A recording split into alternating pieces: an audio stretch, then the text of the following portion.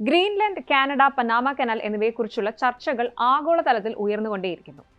Canada 51ാമത് US സംസ്ഥാനമാകുമെന്ന ഊഹാപോഹങ്ങൾ പ്രത്യേകിച്ചും പ്രബലമാണ്. ഭീഷണിയും മറുഭീഷണിയും ഒക്കെ തകൃതിയിൽ നടക്കുമ്പോൾ ചിന്തിക്കേണ്ട കാര്യം ഇതാണ്: കാനഡ യഥാർത്ഥത്തിൽ 51ാമത്തെ US സംസ്ഥാനമായാൽ എന്തായിരിക്കും സംഭവിക്കുക എന്നത്. സംഭവങ്ങളുടെ തുടക്കം പല നീക്കങ്ങളിലാണ് തങ്ങിക്കിടക്കുന്നത്. ഒന്ന്, അമേരിക്കയുടെ 51ാമത്തെ സംസ്ഥാനമാകാനുള്ള കാനഡയുടെ താൽപര്യം നിയുക്ത American president Donald Trump social മീഡിയയിൽ അവകാശപ്പെട്ടതിനെ തുടർന്നാണ് ചർച്ചകൾ കടുക്കാൻ തുടങ്ങിയത്.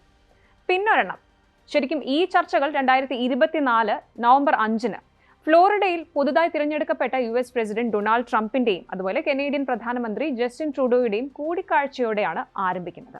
ട്രംപ് ട്രൂഡോ കൂടിക്കാഴ്ചയിൽ താരിഫുകളായിരുന്നു പ്രധാന വിഷയം. കാനഡയിൽ നിന്ന് ഇറക്കുമതി ചെയ്യുന്ന സാധനങ്ങൾക്ക് 25% തീരുവ ചുമത്തുമെന്ന് ഡൊണാൾഡ് ട്രംപ് ഭീഷണിപ്പെടുത്തി.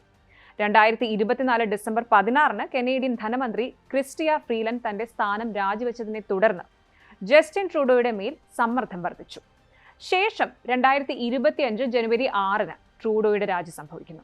അതേ ദിവസം ഡൊണാൾഡ് ട്രംപ് ട്രൂത്ത് സോഷ്യലിൽ എഴുതി: കാനഡയിലെ നിരവധി ആളുകൾ അമേരിക്കയുടെ 51ാമത്തെ സംസ്ഥാനമാകാൻ ആഗ്രഹിക്കുന്നുണ്ട്.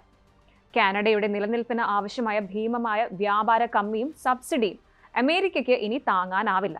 ജസ്റ്റിൻ ട്രൂഡോ ഇത് മനസ്സിലാക്കിയാണ് രാജിവെച്ചത് എന്ന്.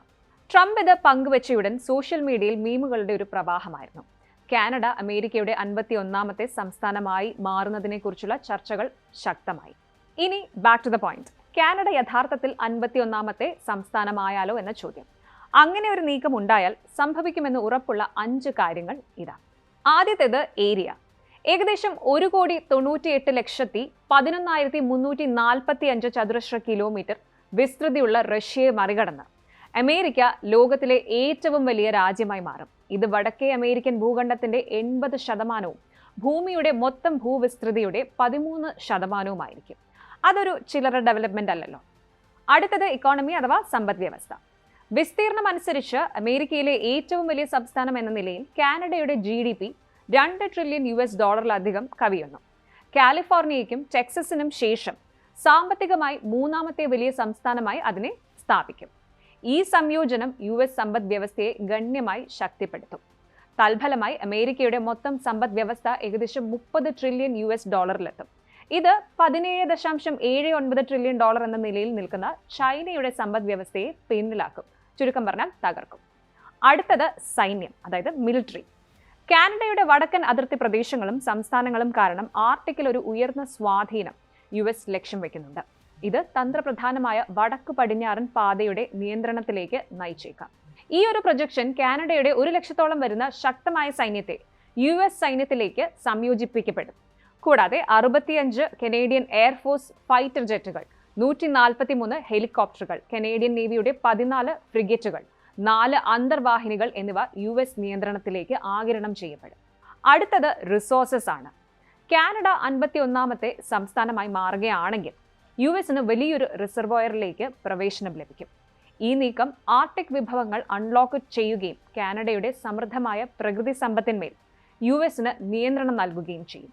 ലോകത്തിലെ ഏറ്റവും വലിയ ശുദ്ധജല ശേഖരവും ആഗോള എണ്ണ ശേഖരത്തിന്റെ 13% ഇതിൽ ഉൾപ്പെടുന്നുണ്ട്. അത്തരമൊരു ഏറ്റെടുക്കൽ സൗദി അറേബ്യയുടെ 267 ബില്യൺ ബാരലിന് ഏറെക്കുറെ തുല്യമായി US-ന്റെ എണ്ണശേഖരം 215 ബില്യൺ ബാരലിലേക്ക് കൊണ്ടുവരും. Russia 100 billion barrel, Iraq 145 billion barrel, Iran 208 billion barrel എന്നിവയുടെയൊക്കെ എണ്ണശേഖരം US മറികടക്കും. ഇനി ജനസംഖ്യയാണ്. കാനഡയുടെയും യുണൈറ്റഡ് സ്റ്റേറ്റ്സിന്റെയും സാങ്കല്പിക ലയനത്തിന് ശേഷം 340 ദശലക്ഷമുള്ള US ജനസംഖ്യ ഏകദേശം 40 ദശലക്ഷം വർദ്ധിക്കുകയും മൊത്തം ജനസംഖ്യ 380 ദശലക്ഷമായി ഉയരുകയും ചെയ്യും. ഇനി ചിന്തിക്കേണ്ടത് ഇതാണ്: ഇങ്ങനെ ഒരു ലയനം സാധ്യമാണോ എന്നത്. ശരിക്കും അമേരിക്കയുടെ 51ാമത്തെ സംസ്ഥാനമായി കാനഡയുടെ ലയനം അസംഭവ്യമാണ് എന്ന് തന്നെ പറയാം. ദീർഘകാലമായി നിലനിൽക്കുന്ന ഉഭയകക്ഷി പങ്കാളിത്തവും അതുപോലെ അന്താരാഷ്ട്ര ബന്ധങ്ങളുടെ സങ്കീർണമായ വലയവും അത്തരമൊരു ലയനം പ്രായോഗികമായി അസാധ്യമാക്കുന്നു. എന്നിരുന്നാലും ഈ ഒരു ആശയം ആഗോള രാഷ്ട്രീയത്തെയും അതുപോലെ സാമ്പത്തിക ചലനാത്മകതയെയും കുറിച്ചുള്ള കൗതുകകരമായ ഒരു ഡിസ്കഷന് തുടക്കമിട്ടിരിക്കുന്നു. ബാക്കി ജനുവരി 20-ന് പിന്നാലെ അറിയാം.